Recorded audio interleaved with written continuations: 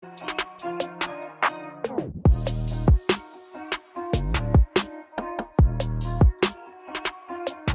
is up, basketball fans? Welcome to the NBA Outlet. I'm your host, Nick Fay. With me, as always, Kory, Waldron, and special guest on the show. Cam, is this your first time? I've been on a few pods with you guys. First time on the preview series. First time on the preview series, yeah. Yeah, definitely the first on the preview series. Cam, of course, always a pleasure to talk Boston Celtics with you, and Nick. We're rolling on through these team previews. And I'm pumped to have Cam on. Not only is he one of the best Celtic writers we have, he's one of the best writers we have at OTG, so be sure to check his work out. You can find the show on iTunes, Blog Talk Radio, OTGBasketball.com, Google Play, and YouTube. Also head to DesignTree/OffTheGlass. Discount code OTG5 will save you $5 on any OTG merch. But we're going to dive into the Celtics, and before we talk next year, we're going to look back at last season. And obviously, it wasn't the expectations we had for the Celtics going to the year. They didn't live up to them. 49 wins, knocked out in the second round in 5 games to the Milwaukee Bucks. What emoji would you use to summarize the Celtics from last season? I have 3, cheating. The first one is the barf emoji. The person is barfing because barfing is not ideal, and last season for the Celtics was not ideal. The second emoji that I have is the facepalm emoji because of the reasons I just outlined. And the third is the little fish emoji because I think Celtics fans need to have the memory of a goldfish moving. My emoji is I might have already used this, but it's okay. It's the steam blowing out the nostrils. Actually, I don't think I've used that. Which is good because I predicted the Celtics to win 67 games last year. I was in the Bill Simmons category of delusion. Not really delusion. I mean, on paper, this team should have been a lot better than they were. Chemistry, as we know. But that's my emoji because it was a frustrating year to watch the Celtics, which is a team that I generally watch a decent amount of. Yeah, I'm along the same line as you guys. I got the angry purple face because I just felt like nobody was happy in Boston last year. Kyrie, Jalen Brown, whoever it is, nobody was happy with their role or how the season went out. But on to the positive side, what was the biggest positive takeaway from last season? I'll go again. I mean, the biggest positive if you're a Celtics fan is the emergence of Marcus Smart as more than a one-trick pony. He's always been such an impactful player, so much better than his stats. But he was definitely pigeonholed as a defensive player. And I know that the year saying that he became more than a defensive player and the year that he got his first Defensive Player award is a little ironic, but he shot 37% from 3. He emerged as a leader, has continued to kind of show some chops as a ball handler, and was just like an immense defender. So Marcus Smart is the positive for sure, and then possibly it's the second half of the season for Jalen Brown, but my definitive answer is Marcus Smart. I think my positive would have to be Marcus Smart to a degree as well, but I'll go a little bit off of that, and I'll just say it really was Marcus Smart. Even Jason Tatum had just holes in his game. Obviously, the meeting with Kobe in the prior offseason. He kind of changed his shot selection. I did like Jalen Brown, although Jalen Brown certainly was streaky as hell throughout most of the season. But I do think that at least last year in the stretches I saw Jalen Brown, I still see a lot of potential there, and I still see a guy who's warranted better minutes and bigger minutes. But because Gordon Hayward, Tatum, Marcus Morris, there's just a logjam at that wing position. So Jalen Brown at times, I don't think he got as much run time as he probably should have gotten. Yeah, I think you guys nailed it from a player perspective. Marcus Smart is a guy that actually had a good year. A lot of players were just all over the place. I think another positive takeaway would be that they didn't cash out on their draft picks. They saved them for this offseason, drafted a whole bunch of rookies, which we'll talk about later. But they could have easily went all in last year with the roster that they had, and they didn't. They played it a little bit safe, and it was a good move because obviously that team just didn't have the chemistry to be a championship team. But what would be the biggest negative takeaway from last season? The biggest negative takeaway outside of the Kyrie Irving experience was that, and Kory hit the nail on the head. There's just lingering questions about Jalen Brown and Jason Tatum. I think, Nick, you're right. The Celtics kind of miraculously pivoted away from the disastrous Kyrie Irving experience. And there's a lot of positivity in Boston that we'll get to, but so much of it kind of hinges on Jalen Brown and Jason Tatum continuing to grow. So the negative takeaway is that the chosen sons kind of disappointed, and not only is that scary for what happens in this upcoming season for the Celtics, but really the next 5 years of basketball in Boston is predicated on one or both of these guys taking not just another leap, but another leap after that. And I think last season, amid all the Kyrie drama, Celtics fans first got a first look at what happens if Jalen Brown and Jason Tatum fizzle out. Yeah, I mean, negative takeaway would just be how some of these young guys halted. I mean, even Terry Rozier is not there anymore. We saw Terry Rozier take a massive step back, I thought, last year. Obviously, his minutes got cut down because Kyrie was there. You can make the negative argument, too, that just Gordon Hayward, not being Gordon Hayward. Obviously, when you suffer a major leg injury, it just takes some time to get back into the rhythm of things. I saw this with Paul George. When he came back to the Pacers after fracturing his leg, he just wasn't the same until like a year and a half after the surgery.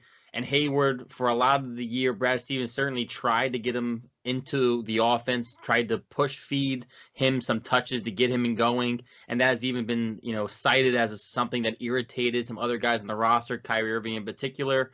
So I think Gordon Hayward not being himself and them having to try and utilize him in the offense was a negative takeaway as well. Even though he did find some momentum in the end of the regular season, once again in the playoffs, Gordon Hayward wasn't very effective.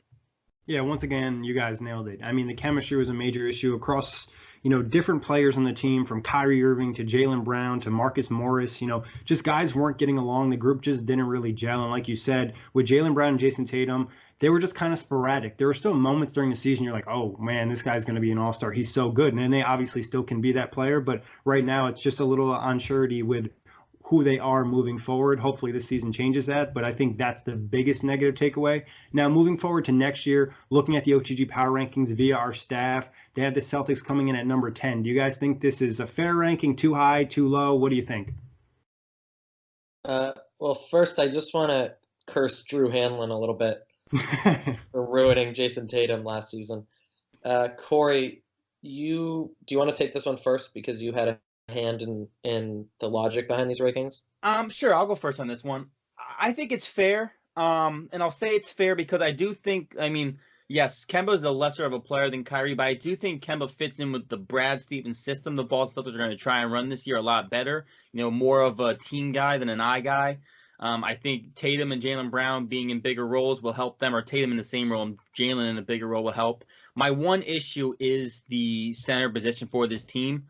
Enes Kanter being the guy with, Daniel Tice and Robert Williams, Time Lord as those backup centers. I think there is some concern there and some issue in a rim protection standpoint.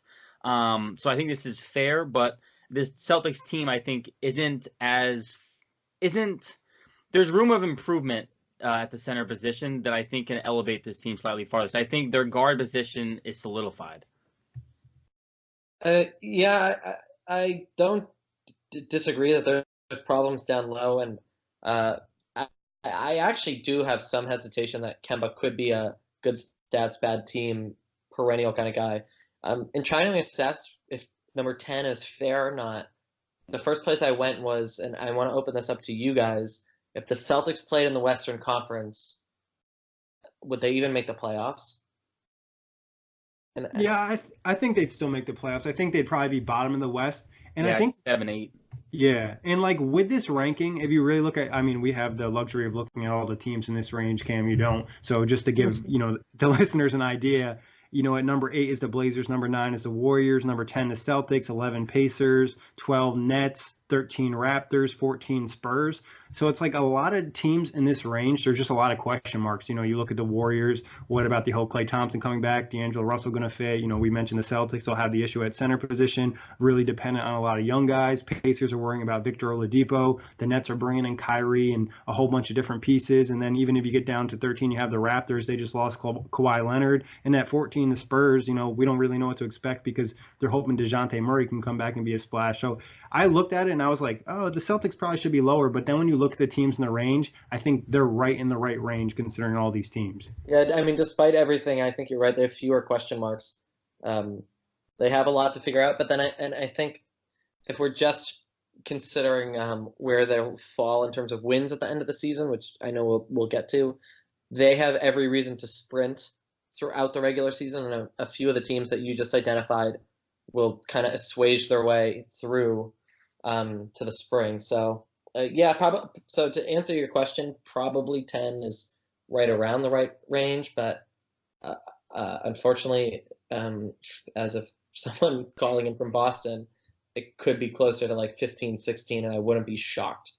Yeah, I think they easily could drop. I think there is a possibility maybe, if Tatum really popped, Jalen Brown really popped, and, Time Lord just like comes up as a defensive player, then yeah, maybe the Celtics can move up. But I think it's more likely they're here or lower, at least by the end of the season, because I could see the teams like the Pacers, Nets, not really the Raptors, jump the Celtics. But, we'll see how the season plays out.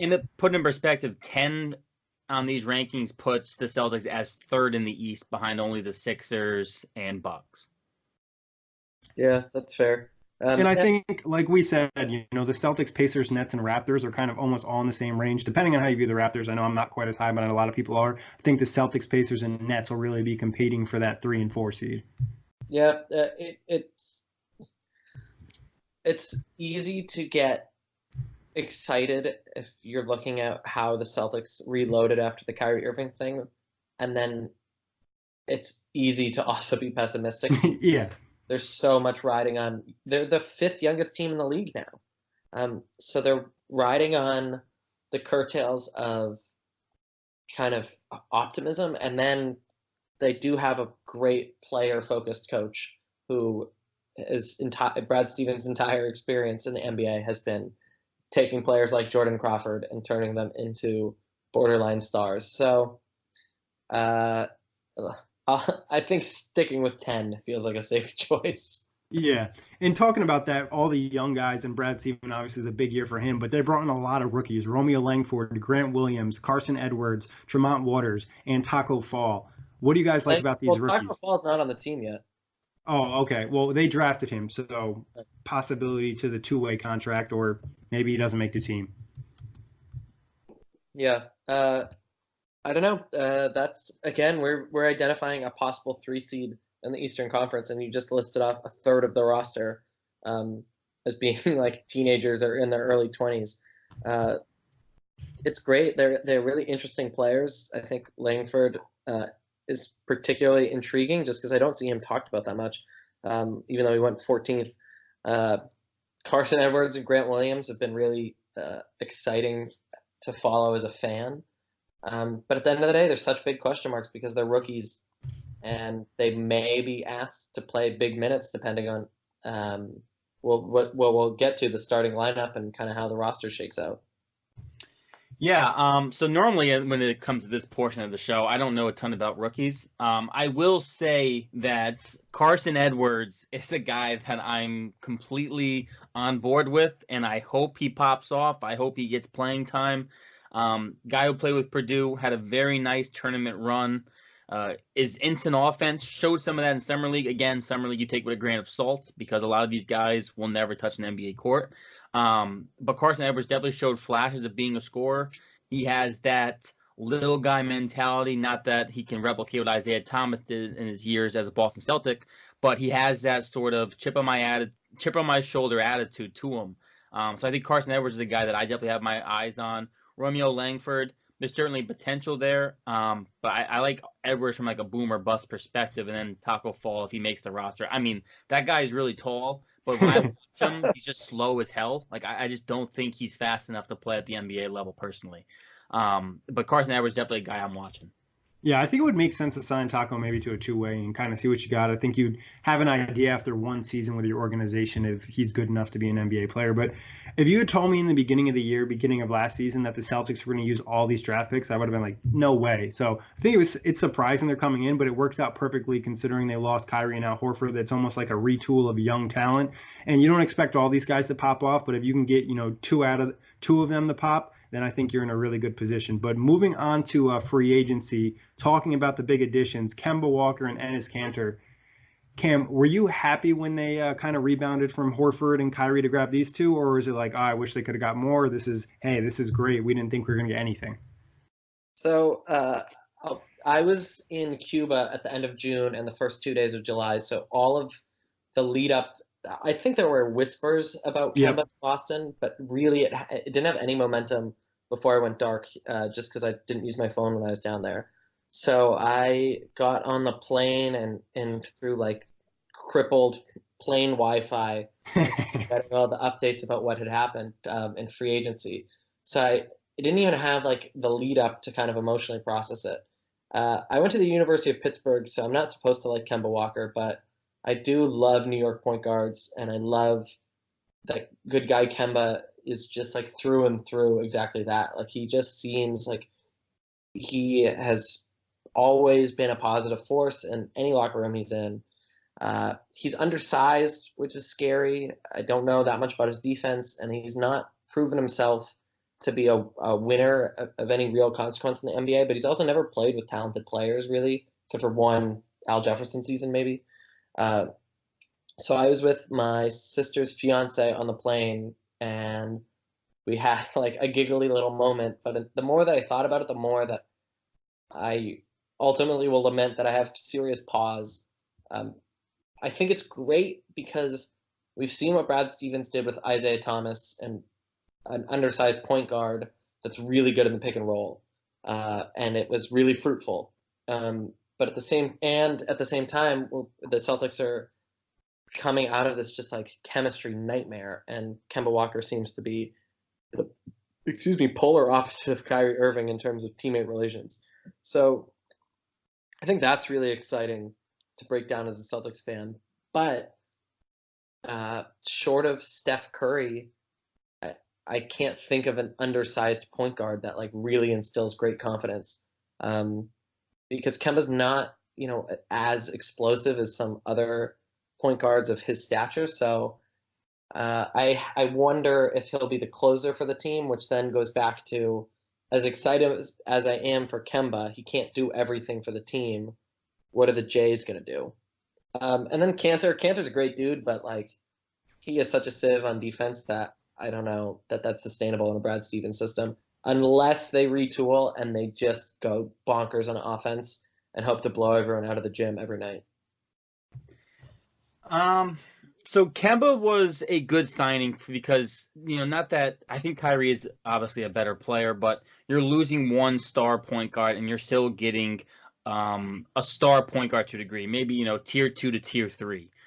There are concerns about his defense, Cam. I agree with you there, and how much of the stats are inflated when you're on a bad Charlotte's team that's made the playoff 2 out of his, I think, 9 years in the NBA or 8 years in the NBA. How much do you gauge those stats being inflated? I think those are all fair questions. Him being undersized, how does he look on the backside of, or how does he look at, 2 years from now when he's, 32, 33? Right. I think those are all valid concerns. I think Kemba, the one thing I like about Kemba coming to Boston is this is a guy who definitely plays. We saw it on Team USA. He doesn't have an issue not being the guy, although maybe you can make the argument that Team USA needed him to be the guy. Yeah, exactly. But there are benefits to him being so not careless, so not a team-oriented. Easygoing. Team-oriented. Brad Stevens will love having a guy like Kemba who's not going to need to have this many shots to be happy on this offense. I think that's the main benefit. The Kanter stuff, it was almost like you just needed a center and he was the guy out there to get. The one good thing about Kanter is he is a bull. I mean, this is a guy who works hard. This is a guy who tries. He can give you a double-double in his sleep. Defensively, there is not much there. That's just how it is with Kanter. You're looking at a guy who can give you 14 points, give you 14 rebounds, but probably give up just as many points. So that's the one concern with Kanter. But I love the addition to Kemba. I thought it was a good move because if you lost Kyrie for nothing and Al Horford, this would have been a really bad offseason. But that's what's troubling, and you already said this. It's not clear that they'll even go with a traditional center, let alone make it Kanter. But if you're getting 80 cents on the dollar with Kemba to Kyrie, that's fine. But the greatness that was Al Horford had so much to do with his intangibles and then also his defense. And you're not getting 80 cents on the dollar with Cantor.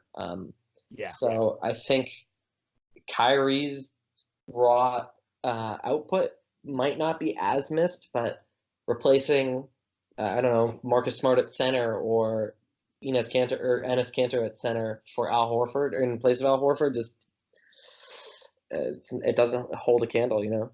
Yeah, and then this kind of leads me to my point is like I think you'd feel a lot better about the Kemba Walker signing if they still had Al Horford and Aaron Baines because, you know, you mentioned Brad Stevens did a great job with Isaiah Thomas. He also did a great job protecting him defensively because he had so many good defensive players he could run a system. So that's where the concern comes because if you're putting Kemba and Cantor out there, you're trying to get those two in a pick and roll. But from a personality perspective, I think Kemba's going to be a great fit. It seems like he's already getting along with the guys at Team USA. And I think I would have loved the Cantor signing for Boston last season if he went with them on the buyout market because they really have needed a good rebounder, some offensive punch down low. But now they don't have Horford, and Cantor, like you mentioned, Cam, doesn't come close to replacing the type of player Horford is defensively. Just the intangibles, the positioning, and the communication. You're not going to get that from Enes Kanter. You're going to get the boards and the inside points, but there's going to be an issue at center they'll have to figure out, and we'll talk about that later. But getting to departures, Kyrie Irving, Al Horford, Marcus Morris, Terry Rozier, Aaron Baines. Other than Al Horford, who do you wish they were able to keep? I guess Baines is the answer. It's not really clear to me why they let him go or traded him away.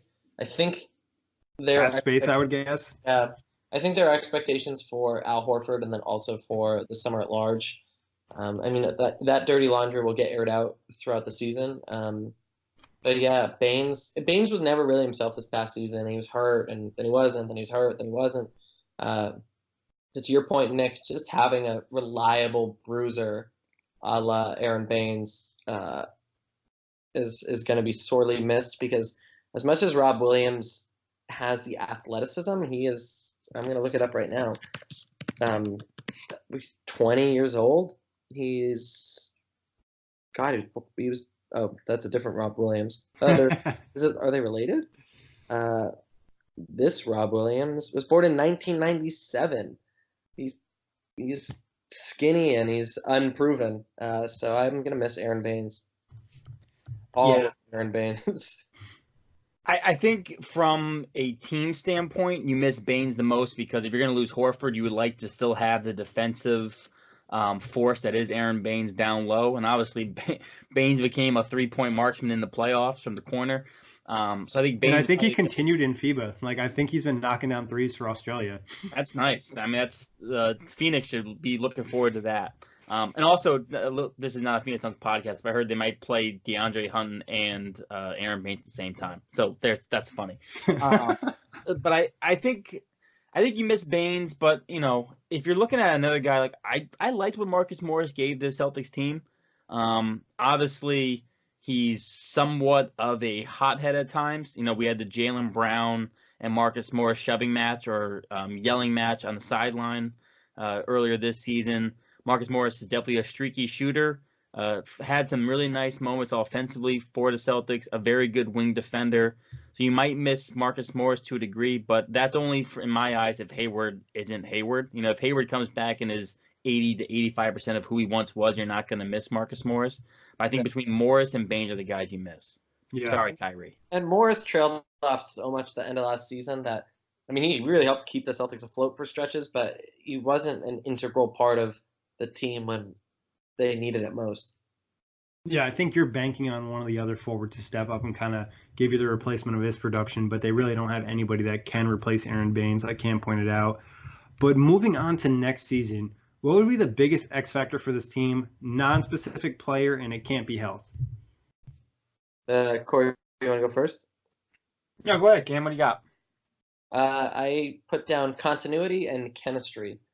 There's just it's so frustrating to talk about last season. Terry Rozier was pissy, maybe understandably. Kyrie was Nick. Good luck. And I'll take him with pleasure. Let's check in this time next year. Jalen Brown, just everyone was in turmoil. And so not only were they upset, but you didn't know what you were going to get on a given night. The season felt so episodic. So what's why that's such a big X factor is not only hopefully they have the Celtics turn that page, but as again we're about to discuss, the starting lineup and kind of the hierarchy on the roster isn't necessarily that clear. So assuming Kyrie's out of town, there's going to be continuity. You can't take that for granted if you're the Celtics. I have another one. Sorry. What?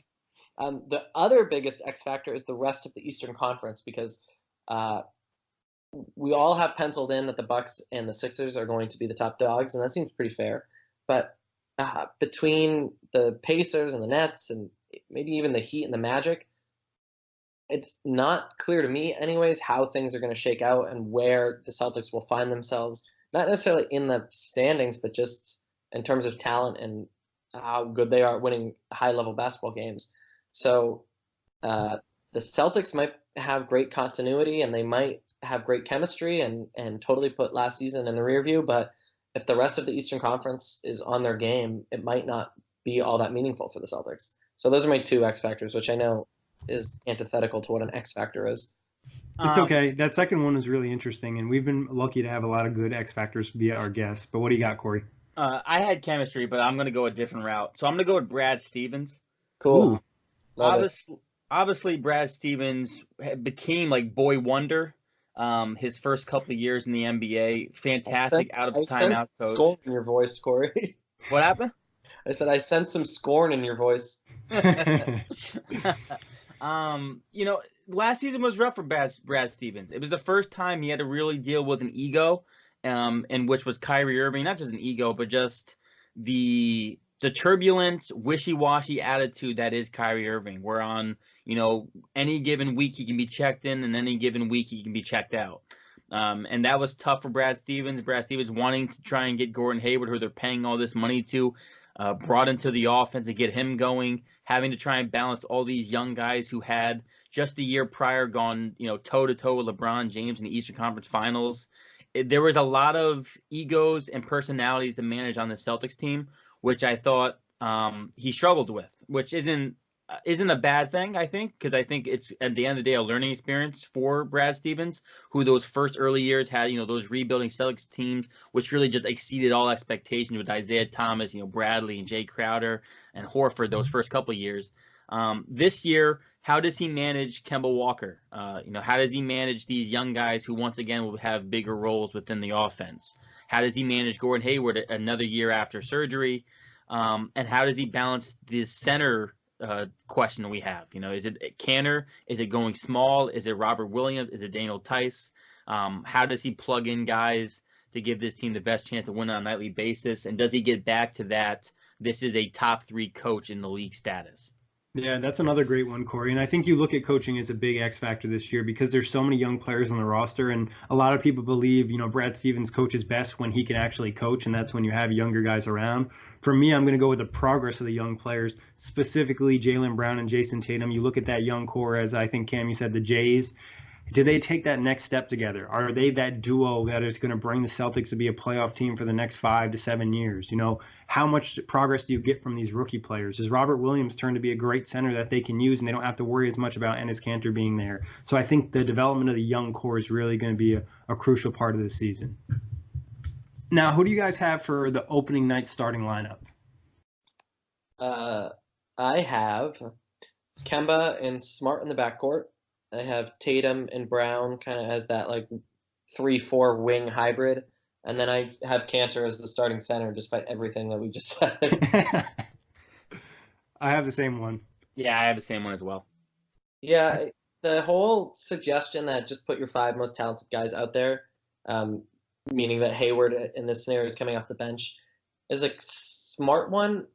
And in the abstract, I don't think that I think there will be nights where that's at least the closing lineup, but really and truly the biggest obstacles, like we keep saying, in the East are going to be the Sixers, who are huge. Can I swear on this podcast? Yeah, you can swear. Fucking huge. The Bucks are also pretty lengthy anyways, if not big. So unless if the 5 core most talented players that we have penciled in for the Celtics, being Kemba, Smart, Tatum, Hayward, and Brown, if they're like fast and athletic enough to outwit the trees, then maybe that becomes a starting lineup and also a closing lineup. But there's just a lot of size in the East, and even if the Celtics aren't playing the Bucks and the Sixers on a given night, they got to get ready for them. Yeah, I mean, you look at it, the two best players in the Eastern Conference, Giannis Antetokounmpo and Joel Embiid, both giant humans. Giannis isn't necessarily as wide and girthy as Joel, but he's longer and lankier. So it's just like, if you want to get to the Eastern Conference Finals or get to the finals, you have to find a way to beat them. And like you said with the Sixers, like they literally don't have anybody under 6'6" in their starting lineup. Is that true? Yeah. Josh Richardson, Ben Simmons, Tobias Harris, Al Horford, and Joel Embiid. Richardson's the smallest at 6'6", and he's an athletic 6'6" too, so it's not like he's really giving up much. Goodness, that's imposing. Yeah, so I think the center is going to be interesting, and like the whole Gordon Hayward thing is like a 6-man role. I also could see some weird scenario where Brad Stevens tries to start him, but then it's like who goes to the bench. Could you see any other center starting for the Celtics, Cam, or another center closing out, like a true big, not Marcus Smart or the five guys we listed, but someone other than Cantor closing out the starting line, the closing lineup, being either Daniel Tice or Robert Williams? I think Tice would only start because of injuries. He can stretch the floor, so maybe that's a consideration. I don't really see that happening. I bet Rob Williams will start, 10 to 20 games on merit, on shaking things up, and because Cantor does have some injury history. I think still it's Cantor's starting position to lose, even though we've identified all these holes in this game. I just think Rob Williams is really exciting, and he swats the ball with authority, but he's still so young, and Brad Stevens knows his transgressions much better than we do. I don't know if this is it weird that I think like Joakim Noah would be almost a better fit than Enes Kanter to a degree? No, yeah, honestly, I do. You think it's weird, or you think it's a good idea? I just think like Joakim Noah put up some good numbers in Memphis, but there was a reason he was really bad on the Knicks, and he's up there in age, and I just feel like he's not giving you a ton on the court. If the Celtics maybe of last season needed a center, and they're already extremely talented, having like Kyrie and Al Horford there, I think, okay, maybe it works, but I think Joakim Noah just isn't a good enough player to start for the Celtics at this point in his career. I mean, I don't know if I'm saying start, but I think like Joakim Noah could give them at least somewhat what they're looking for defensively for 15, 20 minutes a night. Yeah, I'm not opposed to it, and I think also there's a lot of fighters on this team, but there's not that much in the way of leadership now that Kyrie and Horford are gone. So even just someone who is battle tested and tough as nails like Joakim, if he has to play 8 minutes to have a spot in the team, I think that's worth having him in the locker room. Yeah, if you're playing him, I think like 8 to 15 minutes, that's okay. It's just like a depth guy and, getting some DMPs and having some leadership around. And he's still a good communicator defensively, but like I don't think he's a solution. He could definitely help a little bit, but I think it's just a long-term project for the Celtics, either developing Robert Williams or trying to maybe find somebody on the market. Do you guys think they could be active on the market for a center this year? Yeah. I think it really, I know this is such a cop-out. I think it just really depends. I see it as unlikely that the team ever convinces itself, or at least the front office convinces itself that they're any sort of real contender. Unless a disgruntled, I can't even think of who would be worth kind of cashing in on. I mean, maybe Marc Gasol or Serge Ibaka if the Raptors decide to blow it up, as I have suggested they might. A stopgap kind of player, but I don't know that they would make any. I have a hypothetical here that I've heard, and not to cut you off, Cam. I think both of you guys will be intrigued by this. It's a 3-letter word. Wait, what? It's cat? No. This involves the Pacers. So I've heard the rumblings of what happens if Sabonis and Turner don't work out. Would the Celtics and Pacers look at an avenue of Domantas Sabonis for Jalen Brown? I've heard that before, and I get it on paper. I don't know. Yeah, I don't know. Sabonis isn't the greatest of defenders either, so maybe you're not like, I don't know. And he's better than Kanter, but again, he's more of a power forward than a center. But I heard that thought the other day, and I thought it was interesting. Holy crap, Sabonis is 6'11"? Yeah. Whoa. He's probably got an inch or two favorably from, whoever's doing the stats. He seems more like a 6'10", 6'9" guy compared to the other. He's not super jumpy either. Yeah, So I did not think of him as that big. Wow, that's interesting. I the only reason, Kory, that I do think that there's a lot of momentum there is I wouldn't be surprised at all if the Celtics trade Jalen Brown.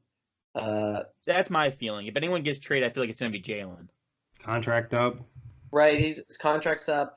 It doesn't. I haven't heard much on the front of an extension or anything like that. I don't see why the Celtics would consider an extension before the season. And if he is voicing concern that he doesn't want to be in Boston, or the Celtics have an inkling that someone is going to offer him a big offer sheet, then I think the Celtics get interested in that trade. But I don't know what the Pacers. I mean, maybe the Pacers would think, let's pick up his contract, take him into restricted free agency, and then pay him. But I don't know that that appeals to the Pacers that much either. Right. Yeah, I mean, like, if you're the Pacers, though, it's tough for you to attract stars. If you really believe in Jalen Brown, now you're rolling forward with a core of Malcolm Brogdon, Victor Oladipo, Jalen Brown, and Miles Turner. I think you could feel pretty good about that. Like, there's still a lot of potential. You have some defense at all three, wing positions, or point guard, shooting guard, small forward, and then you have a really good center and Miles Turner. But I'm not sure if Sabonis really solves many problems for Boston. If I'm Boston, obviously I'm looking at Miles Turner, but it doesn't seem like Indiana would be willing to trade him. They'd be more interested in trading Sabonis. Right. I just think if you're a Celtics, you're seeing, Sabonis going to be 23, that there's still the youth and maybe he can become a little bit better. But I agree. I just thought maybe from the Pacers' perspective of the fact that they're going to try and start Sabonis and Turner, and I still have no idea whether or not that's going to work, but we'll talk about that more in the Pacers pod. Yeah. I mean, I've heard Celtics fans talk about them trying to eye Karl Anthony Towns as being like that next AD type target. They do have a couple first round picks left. Jalen Brown's a little bit intriguing to Minnesota, but I think it would take a really splashy trade to pull him away. But player to watch this year for the Celtics. I cheated again. It's Jason and Jalen. Yeah, I went with Jason Tatum. I already watched the video, and he was saying how he thinks he's going to average 20 points per game, and he sees an All-Star game appearance. And I think if the Celtics are going to be as good as we're kind of projecting them to be, which is 10th the power rankings and possibly 3rd in the East, Tatum has got to be that clear-cut number 2 guy. Since I kind of already used those two in my X factor in terms of the young core, I'm going to go with Gordon Hayward here. And Kory kind of hinted at this earlier. How healthy is Gordon Hayward going to be? Is he going to be 80% of himself? Is he going to be 70%, 90%? What can we really expect from him? Is he going to make changes to his game knowing he lost some of the athleticism from the injury? So I think Hayward's really an X factor for them in terms of a player. Last year, we saw he wasn't himself, but this year, I think the second year kind of coming back, there might be some more consistency all around for him, just confidence in his body. Yeah, no, that's going to be huge for the Celtics. They've definitely expected him to be a much improved player than he was last year, and I think that expectation is the same going into this year, but you just don't know. Yeah, and I mean, if he gets back to, let's say, 85% of himself, now they have, a fringe all-star player coming off the bench, giving them an excellent six-man or somebody who can start when needed. So I think he could really change the dynamic of the Celtics season. But what would be a worst-case scenario for the Celtics next year? There's a scenario where, like we just outlined, it doesn't look like Jalen Brown's future's in Boston. He hints at a trade, or at least the Celtics start to explore a trade. And I don't know what, in terms of future assets, you could really get for him. And at the same time, if Jason Tatum either stagnates or regresses, suddenly the Celtics go from, 12 months ago being probably real title contenders to being, pardon my French, shit out of luck. So I don't mean to be epically pessimistic, but there's definitely a world where the Celtics are close to rebuilding, or as close to rebuilding as they are to continued playoff appearances. What's your final season outcome in this worst case scenario? No playoffs? we're assuming no injuries in that scenario. Or just worst case. I mean, it could be like one injury. We're knocking on wood, assuming no one has a season-ending injury. Just like regular sprained ankles. The Eastern Conference is garbage. They're definitely gonna make the playoffs. So yeah, so they'll make the playoffs, but it could be another slog like it was this season. And another worst case scenario is losing to the Nets and the playoffs. Seems pretty likely if you ask me, but save that for another day. Kory, what do you got?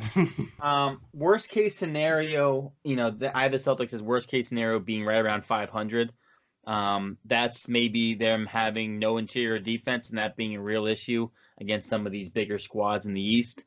The Pistons, Grizzlies, Bucks, Sixers. Those teams have big guys who can be some issue. Even Miami and Indiana to a degree. So I can see them being 41-41 as a worst case scenario. Still being a playoff team, that's probably still going to get you a 7th seed or an 8th seed. But that would be my worst case scenario. Yeah, I think 7th and 8th seed, worst case, get knocked out in the first round. Guys don't take the jump. And kind of like Cam talked about, you don't really know the direction of the franchise. Is this, a group we're going to keep together and try to build into a contender? Or do we still have some more work to do with this roster? But what would be best case scenario? I think if the Jays continue to grow and Kemba continues to be an all-star, what was he, 3rd team All-NBA this year? I believe so. Or did he get it or Bradley Beal? Kory, do you remember? Was he 2nd team? No, the 2nd team was Dame and Kyrie. Kemba made it. Oh, Kyrie. Oh, he did? Yeah. So say the Jays and Kemba play as well as their ceilings have proven to be and a little beyond. There's no reason they can't at least give the Bucks and Sixers trouble. I mean, the Bucks, we're assuming Giannis continues to be great, but his supporting cast, they got rid of their 2nd best player. So I don't think we can necessarily take for granted that the Bucks are going to be world beaters like they were this past season. And then the Sixers are huge, but they have crazy problems that they need to sort out. So I think I know that I was very much so doom and gloom not 2 minutes ago, but on the other side of the coin, if things click for the Celtics, they are going to be in the mix for conference finalists, if not a trip to the finals, if the assumed leaders of the pack in the East aren't as good as we think they're going to be. My best case scenario would be the Celtics getting over 50 wins. 52, I don't know, being 2nd seed, somehow passing the Bucks or Sixers would be the absolute best case. A couple of guys make the All-Star team. We don't have to question the future of, Jalen Brown, Jason Tatum. Those guys solidified themselves as big-time core pieces going forward. Best case scenario. Yeah, I think a 3rd seed is best. That. Oh, go ahead, Cam. I just like hearing that. Yeah, I think best case is 3rd seed. They could end up in the Eastern Conference Finals, maybe get some favorable, standings or matchups in that 2nd round. Or like Cam mentioned, the Bucks or the Sixers have some issues. You'll see Jason Tatum, Jalen Brown really pop off, and all of a sudden it's like, okay, Boston's fine. Brad Stevens is still a great coach, and the direction of this team is looking really good. But what is your actual prediction for the season, and where do they finish in their division? I left actual prediction blank, probably because I was too afraid. In the division, I think they'll be close to number 1 in the division because the Sixers and the Nets just have a few more question marks to figure out. In the same way, I don't think the Clippers will be the 1 seed in the West by a long shot because A, they're really playing for the spring and they have older players, and B, they have some identity issues to sort out. And I think Paul George is going to miss a chunk of the first, chunk of the season too. Right, and the Sixers and the Nets, they will have some injury question marks. Durant notwithstanding. But other than stretches where they look hot, I think that they'll have to take things a little more slowly. I think the Celtics will probably. They just had all this time in Australia and China getting to know one another. So if they're hot out of the gate, that wouldn't really surprise me. So I think the Celtics could very well be the number 1 seed in the division. which then suggests that they'll beat out the Sixers in the standings and then be higher up. So I guess I will say that they're going to be a top 4 seed in the East is my real prediction. But then, like I said before, they're the 5th youngest team in the NBA, so I'm hanging my hat on hopes and promise and maybe blind optimism as a fan. In the division, I have the Celtics 3rd. I do have the Sixers and Nets above them, but I have them and the Nets separated by 1 win. Love this guy. In their actual prediction. I have the Celtics finishing with 46 wins. I think they're going to be a solid team. I think we're going to see a lot out of Kemba this year, actually within a good offense and a good system. I do think Hayward finds some momentum and rhythm back. I'm not sure how much.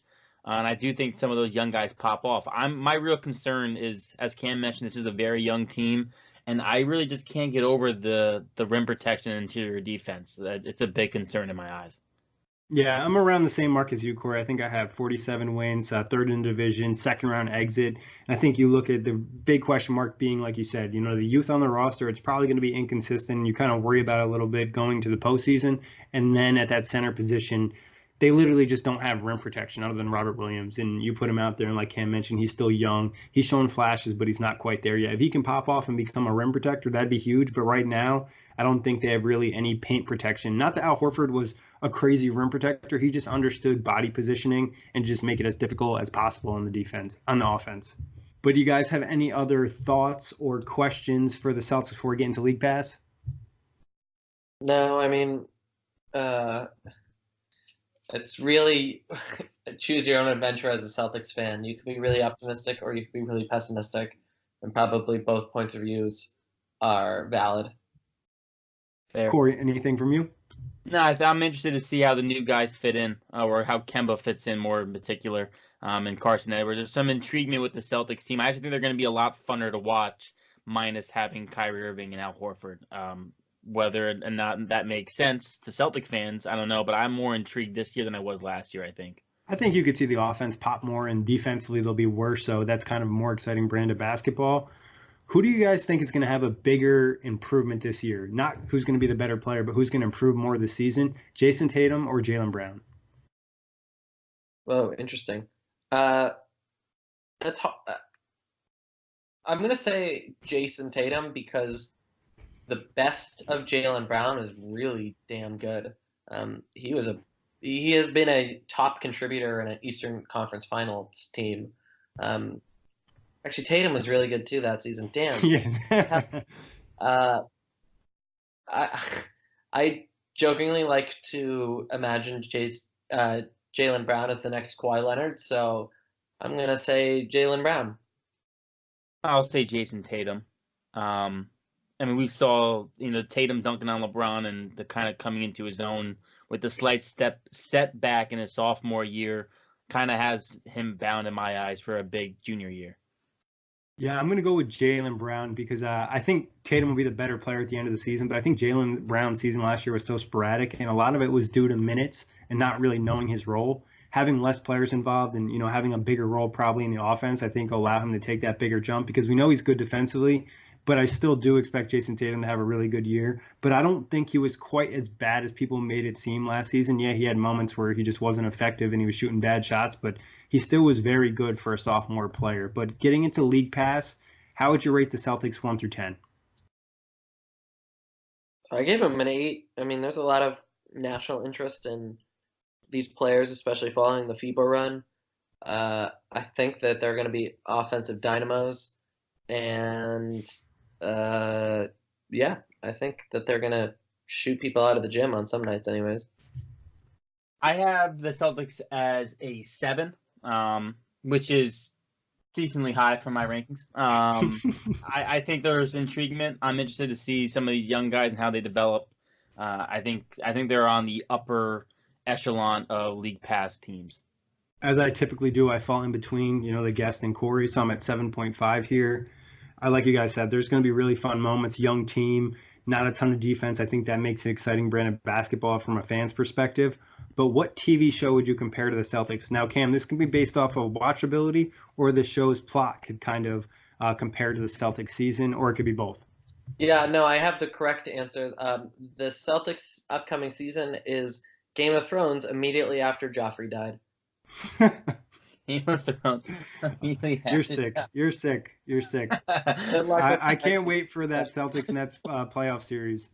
I'll be at Game 7 when Kyrie hits the game winner. And I'll say something cryptic about Thanksgiving and ruin everyone's night. That's fine by me, as long as they get the W. What do you got, Kory? So my league pass, one of my favorite shows, The Wire. There's not really a connection between The Wire and the Celtics, but The Wire is just one of my favorite shows, and the Celtics have been probably in my top 5 most teams watched of the top 5 of teams watched the last 5 years or so. So, The Wire and the Celtics. That's good. I went with Stranger Things here, obviously based off of watchability, but also because Stranger Things is based off of young people, a little bit of older people in there, and just like the Celtics, super young team trying to come together and complete something. So, but any other thoughts or anything you guys want to get out before we get out of here? No, now I'm just pissed about Kyrie. I'm glad I could end your night the right way. But big thanks to Cam for hopping on. Kory, always a pleasure. Cam, tell them where they can find you on Twitter and find your work. I'll just spell it. It's at Tabatabaie, Ctabatabaie on Twitter. You'll find me on Off the Glass, writing about things much more than just the Celtics throughout the season. And you can find me on Twitter and Instagram at KWalHoops, KWAL Hoops. Find OTG on Twitter at OTG Basketball. Same thing for the website, OTGBasketball.com. You can find me at Twitter at OTG_Nick. Big thanks, everybody, for listening. You can find the show on iTunes, Blog Talk Radio, OTGBasketball.com, Google Play, and YouTube. Peace out, Knuckleheads.